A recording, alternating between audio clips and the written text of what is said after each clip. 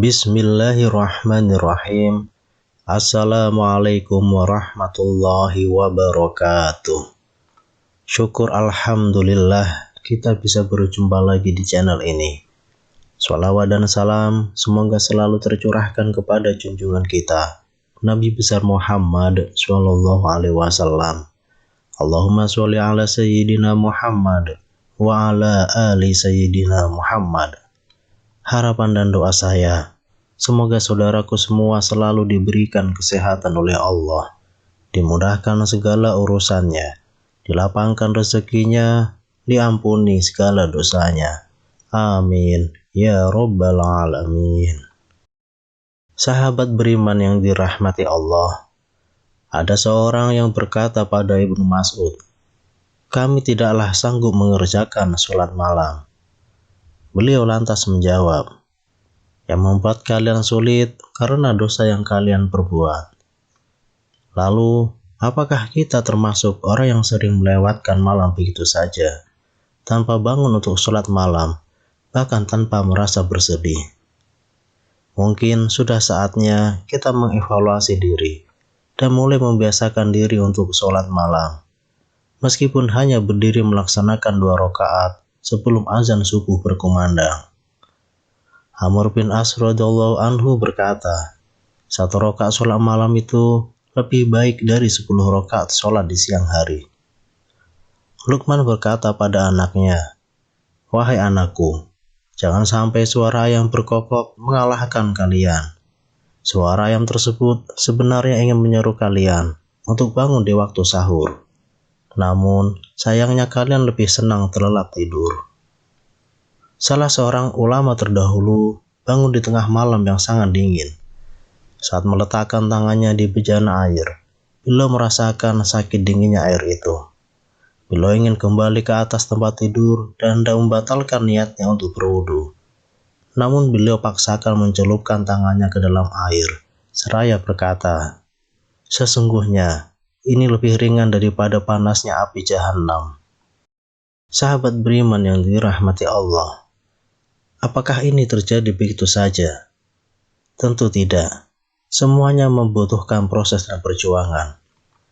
Sabit Al-Banani berkata, "Saya merasakan kesulitan untuk sholat malam selama 20 tahun, dan saya akhirnya menikmatinya 20 tahun setelah itu."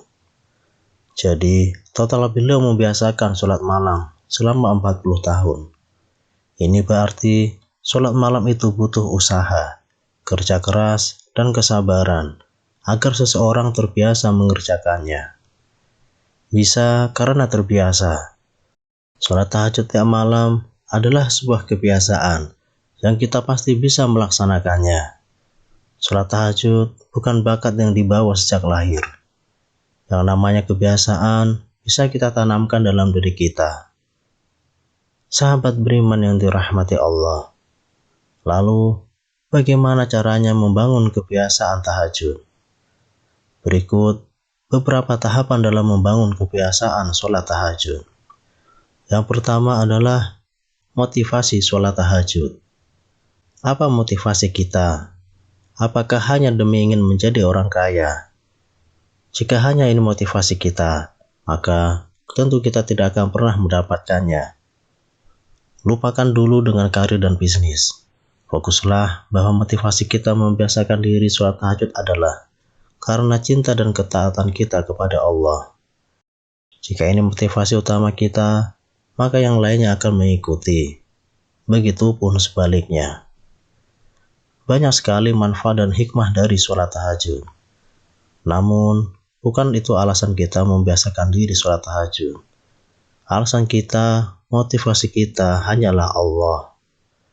Hikmah dan manfaat sholat tahajud hanyalah tambahan motivasi. Bahkan, kita harus menekankan pada diri kita bahwa meskipun tidak ada hikmah dan manfaat itu, kita akan tetap menjalankan sholat tahajud dalam rangka karena Allah semata. Jadi sahabatku, tegaskan pada diri kita bahwa kita ikhlas membiasakan sholat tahajud. Bukan karena hal yang lain, bukan karena ingin hanya balasan di dunia, bukan juga untuk diceritakan kepada orang lain, bukan juga hanya mencapai kepuasan batin, tetapi kita sholat tahajud hanya karena dan untuk Allah semata. Sholat tahajud memang bukan sholat sunnah biasa, tetapi memiliki keutamaan yang lebih. Di antaranya, dapat mengangkat kita di posisi yang tinggi, membuka pintu surga, dan berbagai kelebihan lainnya. Selama Allah dan Rasulnya yang mengatakan ini, kita boleh berharap keutamaan dan manfaat sholat tahajud. Lalu yang kedua, mari rasakan bahwa Allah SWT memanggil untuk sholat malam. Untuk menggugah semangat Anda dalam melakukan qiyamul lail dan bermunajat kepada Allah dalam keheningan adalah rasakan dan hadirkan dalam hati dan pikiran Anda bahwa Allah yang Maha Agung menyeru dan memanggil Anda agar Anda bersimpuh di hadapannya. Renungkan apa yang dikatakan oleh Said Qutb dalam tafsir fi Zilalil Quran dalam mengomentari bagian awal surat Al-Muzammil. Hai orang yang berselimut, bangunlah. Ini adalah seruan langit dan suara Allah yang Maha Agung. Bangunlah untuk bersungguh-sungguh, berusaha, bekerja dan beribadah. Bangunlah karena waktu tidur dan istirahat telah berlalu. Bangunlah dan bersiap-siaplah untuk mengerjakannya. Mudah-mudahan Tuhan mengangkat kamu ke tempat yang terpuji. Dengan sholat, Al-Quran, tahajud dan hubungan yang abadi dengan Allah itu merupakan jalan untuk mendapatkan tempat yang terpuji. Karena Rasulullah SAW diperintahkan untuk sholat, bertahajud, dan membaca Al-Quran, agar Tuhan yang memberikan kedudukan yang diizinkannya.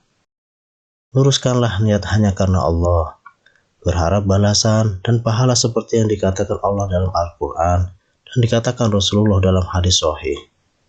Berharap berbagai hikmah dan manfaat sholat tahajud dalam kehidupan dunia kita. Ambillah inspirasi dari Rasulullah SAW, para sahabat, kaum salaf, dan orang-orang soleh lainnya, dan tetap berusaha untuk sholat tahajud apapun kondisinya. Yang ketiga, membersihkan diri dan jiwa dari dosa.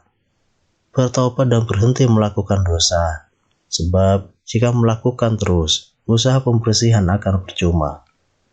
Lakukan ibadah sebanyak mungkin untuk membersihkan hati kita yang kotor. Dalam buku Mensucikan Jiwa, Imam Al-Ghazali menunjukkan bahwa semua ibadah itu untuk membersihkan jiwa kita. Oleh karena itu, lakukanlah berbagai ibadah semampunya. Ikuti berbagai pengajian, membaca buku yang terpercaya, dan mendengarkan berbagai ceramah. Setiap ilmu agama yang masuk ke dalam hati kita, itu akan membersihkan hati kita. Lakukanlah zikir, mengingat Allah sesering mungkin. Mengingat kematian, karena mengingat mati bisa menjenakkan hati kita yang keras. Jauhi kesenangan dan gaya hidup yang hedonis. Jangan banyak tertawa, karena bisa mematikan hati. Makanlah hanya makanan yang halal, dan didapatkan dengan cara yang halal juga. Dan yang terakhir, berdoalah agar dimudahkan untuk sholat tahajud. Sahabat beriman yang dirahmati Allah, demikianlah mengenai 3 cara untuk membangun kebiasaan sholat tahajud. Semoga Allah SWT senantiasa memberikan kita kemudahan dan kekuatan untuk bisa istiqomah menjalankan sholat tahajud setiap malam. Amin ya Rabbal Alamin. Wallahu a'lam. Wassalamualaikum warahmatullahi wabarakatuh.